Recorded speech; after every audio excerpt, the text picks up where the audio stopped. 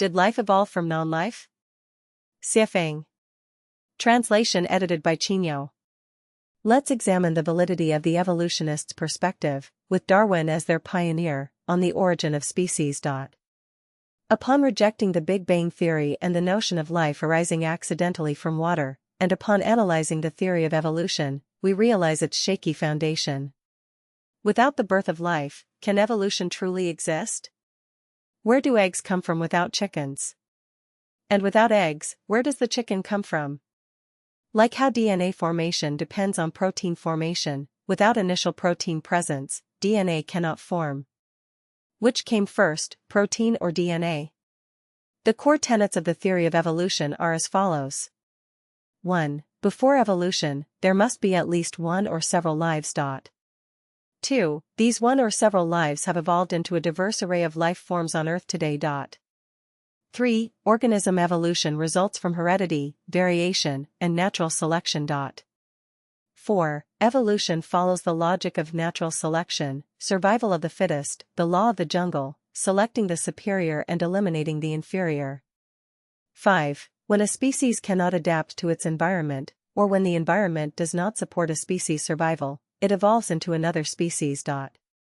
6. Due to brutal competition and survival of the fittest, the weak are naturally eliminated, leaving behind only the strong. This implies that low-energy forms fade while high-energy forms emerge. From these aspects, we can deduce the following. A. Earthworms, flies, turtles, dung beetles, cobras, dogs, humans, etc., originate from the same ancestor. B. Due to deteriorating ecological conditions, to ensure species reproduction, some dinosaurs evolved into humans, while others became lions and wolves. C. Since weaker organisms are naturally eliminated, all insects are weaker than birds and will evolve into birds or more powerful animals. Similarly, herbivores, weaker than carnivores, will evolve into carnivores for species reproduction. Carnivores, weaker than humans, will undoubtedly evolve into humans for survival. D. The final outcome of survival of the fittest is that all insects and animals will eventually evolve into humans. E. Regarding humans, the strong prey on the weak, and the fittest survive. People survive by plundering and killing each other. Strong nations only remain invincible by eliminating the weak. F. All plundering and killing wars in history align with the theory of evolution. G. Acts of kindness toward other species appear cruel within one's own race. Conversely, cruelty toward other species is seen as kindness within one's own race. H. Whether it's burning, killing, looting, or cheating, any means to eliminate the weak and strengthen oneself are justified.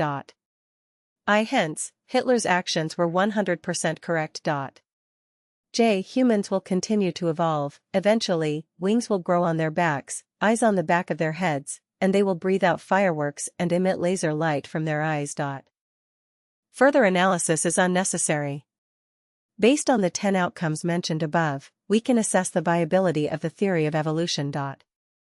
As we observe humans becoming smarter and more capable with each generation, we assume human evolution. However, this increased capability depends entirely on accumulated knowledge, and the essence of human life has remained unchanged since ancient times.